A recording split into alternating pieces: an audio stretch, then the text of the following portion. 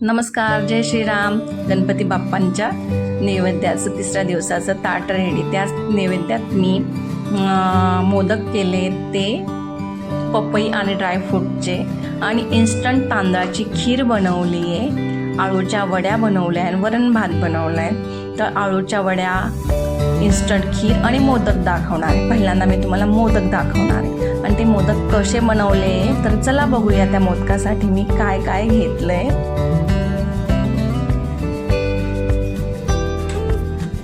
खसखस घेतली, काजू बदाम घेतले,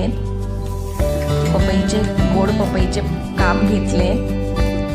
हे काजू बदाम मिक्सरमध्ये दळून घ्यायचे, त्याची रव्यापेक्षाही बारीक पावडर बनवायची.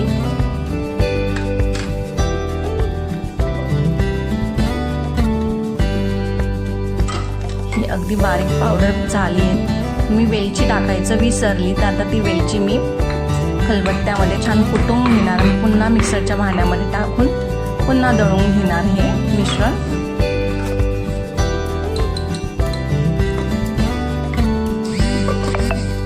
वेलचीने छान, गोडाच्या पदार्थामध्ये वेलची नसली तर गोडाचा पदार्थच नाही. आता पॅनमध्ये साजूक तूप टाकून छान फ्राय करून घ्यायचं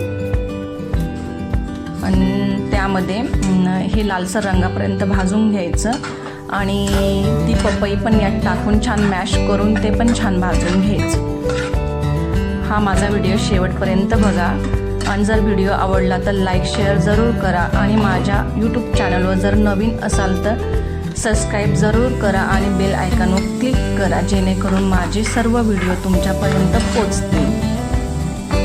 आता हे छान मॅश करून घ्यायचं. पपई टाकल्यानंतर मॅशरने मॅश करून घ्यायचं आणि पाणी आटेपर्यंत हे छान ड्राय करायचं आणि यात थोडासा व्हॅनिला इसेन्स टाकायचा. मी एक ब्युटी आर्टिस्ट आहे. ब्युटीच्या संदर्भात म्हणाल तर ब्युटी हे माझं एक प्रोफेशन आहे आणि कुकिंग ही माझी आवड आहे.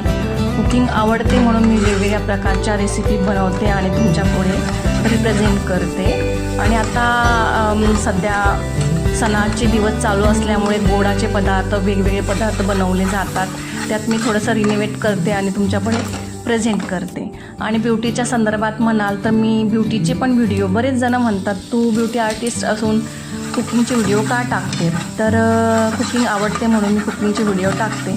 आणि ब्युटीच्या संदर्भात म्हणाल तर ब्युटीचे व्हिडिओ मी तुमच्यापुढे शेअर करेल. जर तुम्हाला वाटत असेल की मी ब्युटीचे व्हिडिओ शेअर करावे तर तुम्ही मला कमेंटमध्ये कळवा, मी जरूर तुम्हाला ब्युटीचे व्हिडिओ पण तुम्हाला शेअर करेन.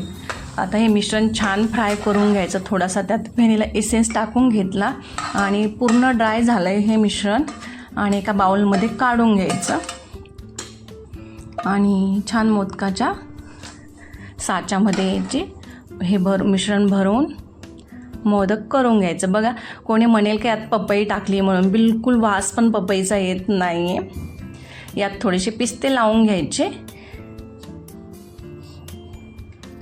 आणि हे सारण याच्यामध्ये भरून छान वळून घ्यायचे. मोदक हाताने पण येतात, पण हातापेक्षा याने छान डिझाईन येते म्हणून आपण मोदकाच्या साच्यामध्ये हे भरून घ्यायचं.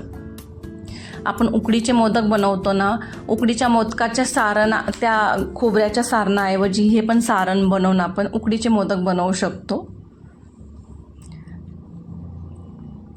खायला पण छान लागतं, अगदी खव्यासारखेच लागतं. खव्याचा मोदक कुणालाच कळणार नाही हा कसला मोदक आहे, खव्याचा आहे का पपईचा आहे. हा खव्याच्या मोदकासारखाच लागतो अगदी.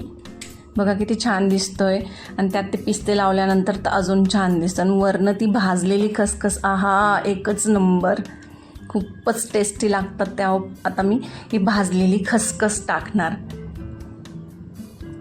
हे तुम्ही जरूर बनवून बघा, खरंच खूप टेस्टी लागतात हे मोदक. असे सर्व मोदक मी बनवून घेणार.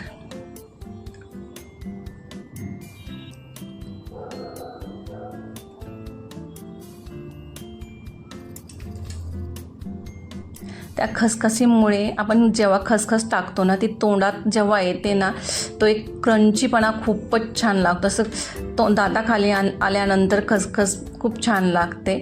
त्यामुळे खसखस तर जरूर टाकायची यावर. खसखसीने दिसायलाही छान दिसतात आणि खायलाही टेस्ट येते. पण कोणीच म्हणणार नाही हे पपईचे मोदक आहे म्हणून, केल्यानंतर कुणालाच कळणार नाही. मेन म्हणजे यात आपण साखर नाही टाकली, साखर गूळ वगैरे काहीच टाकलेला नाही. विदाऊट साखर गुळाचे हे गोड मोदक आपण नॅचरल गोडवा यात टाकलेला आहे. म्हणजे पपईचा जेव्हा आपण हे मोदक करतो ना, पपई गोडसर घ्यायची, खाऊन बघायची आधी पपई गोड आहे की नाही, मगच ती मोदक करण्यासाठी घ्यायची. आणि काजू बदाममध्ये पण थोडा गोडवा असतोच, त्यामुळे काहीच गरज नाही वरनं गोड टाकायची. तसेच करायचे. आणि ज्या लोकांना डायबिटीज आहे तेही पण ह्या मोदकांचा आनंद घेऊ शकतो, कारण की नॅचरल गोडवा आहे, यामध्ये आपण वरून टाकलेला नाही. हे मोदक रेडी. तर आपण आता इन्स्टंट तांदळाची खीर पण बनवणार आहेत, कारण की इतका वेळ नसल्यामुळे, बिझी शेड्यूल असल्यामुळे ती खीर तांदूळ घ्या, तांदूळ शिजत टाका, ते खूप हे करण्यापेक्षा इन्स्टंट खीर म्हणजे तांदूळ घ्यायचे फक्त. आपल्याकडे जो असेल तो तांदूळ घ्यायचा, पण नॉर्मली इंद्रायणी तांदूळ असला तर बेस्ट. पण इंद्रायणी तांदूळ नसला किंवा बासमती तांदूळ जरी असला, बासमती तांदळाचा तुकडा मिळतो बघा, त्याची पण खीर खूप छान लागते. आता मी पॅनमध्ये थोडंसं साजूक तूप टाकलं आहे आणि माझ्याकडे बासमती तांदूळ होते, तर ते मी स्वच्छ धुवून अर्धा तास तसेच ठेवले. त्यातलं पूर्ण पाणी काढून टाकलं आहे आणि ते अर्धा तास तरी किमान ठेवले असेल. आता हे पॅनमध्ये टाकून घेणार. त्यात बिलकुल पाणी ठेवायचं नाही आणि ते छान तुपामध्ये गुलाबी रंग येईपर्यंत भाजायचे. अगदी गुलाबी रंग नाही येऊ द्यायचा, नाही तर त्याने खीर अशी थोडी लालसर दिसते. तांदळाला असा पांढरसर कलर येतो ना, तांदूळ असा पांढरा दिसायला लागतो ना, समजायचे तांदूळ छान भाजले गेलेत. ते तडतड पण वाजतात. तांदूळ अगदी छान भाजला की बघा पांढरासर दिसतोय तांदूळ. छान भाजला गेला तांदूळ, जास्त लाल होऊ द्यायचा नाही. आता हे मिक्सरच्या भांड्यामध्ये काढून घ्यायचा.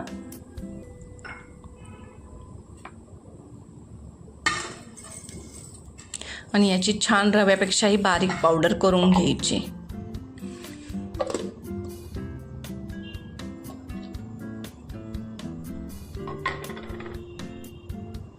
अगदी बारीक पावडर झाली आहे. आणि आता हे गरम केलेलं 1.5 लिटर दूध आहे, त्यामध्ये हे एक वाटी तांदूळ असेल, 1 वाटी तांदूळ मी भाजून टाकले आणि छान त्याच्या गुठळ्या होऊ द्यायच्या आणि छान हलवत छान हे मिक्स करून घ्यायचं आणि चमच्याने मिक्स करायचं. बिलकुल गुठळ्या होऊ द्यायच्या नाही. हे खाली लागू द्यायचं नाही, चमचा तसंच फिरवत राहायचा म्हणजे गुठळ्या होत नाही. इकडे मी अळूच्या वड्या वाफत ठेवल्या आहे.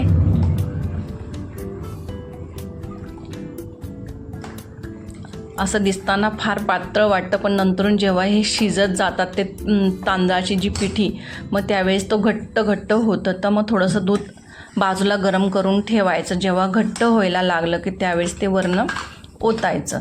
आता डेसिकेटेड कोकोनट पावडर होती माझ्याकडे, तर तिचाच वापर मी करणार आहे. मी ओला नारळाचा चव नाही टाकलेला यात. आपल्याकडे कोकोनट पावडर असते ना, तीही चालते. छान खीर लागते. वाटत पण नाही या खिरीमध्ये कुठलं कोकोनट टाकलं आहे म्हणून.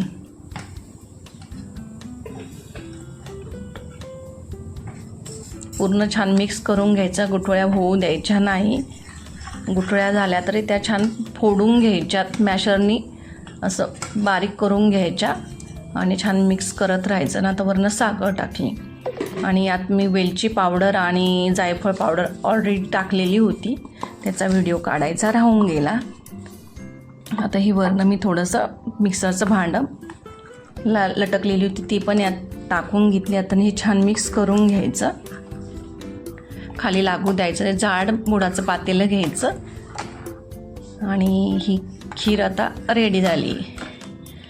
जेव्हा आपण साखर टाकतो ना त्यावेळेस पातळ दिसते, पण जेव्हा ती छान अशी आटायला लागते त्यावेळेस तो घट्टपणा यायला लागतो. आता ही काजू बदाम छान बारीक असे जाडसर बारीक करून घेतले, ते पण यामध्ये टाकायचे. आता ह्या आळूच्या वड्याही रेडी, त्या पण छान कट करून घेतल्या आहे. त्या पण आता मी तेलामध्ये छान तळून घेणार आहेत. हे बेसन मी याचं बेसन तयार केलं त्यावेळेस त्यामध्ये काय टाकलं, बेसन पीठ घेतलं आहे, त्यामध्ये थोडंसं वडूसोप टाकली आहे, गूळ टाकला आहे, लाल तिखट टाकलं आहे, लसूण, अद्रक आणि चिंचेचा कोळ टाकून छान मिक्स केलं. ते बेसन पीठ त्यात पाणी टाकून छान मिक्स केलं आणि हे पानांना लावून ते स्टीम करत ठेवले. आता ह्या आळूच्या वड्या पण रेडी, मोदक पण रेडी आणि इन्स्टंट खीर पण रेडी. बाप्पाच्या नैवेद्यासाठी नैवेद्याचं पूर्ण ताट हे रेडी. जर तुम्हाला हा व्हिडिओ आवडला असेल तर जरूर तुम्ही हे मोदक आणि ही खीर जरूर ट्राय करून बघा, खूप छान होतात. आणि माझा हा व्हिडिओ बघितल्याबद्दल धन्यवाद. आता हे नैवेद्याचं ताट मी मुलाकडे देऊन बाप्पाला नैवेद्य दाखवायला त्याला सांगणार आहेत. बाप्पाचा नैवेद्य रेडी.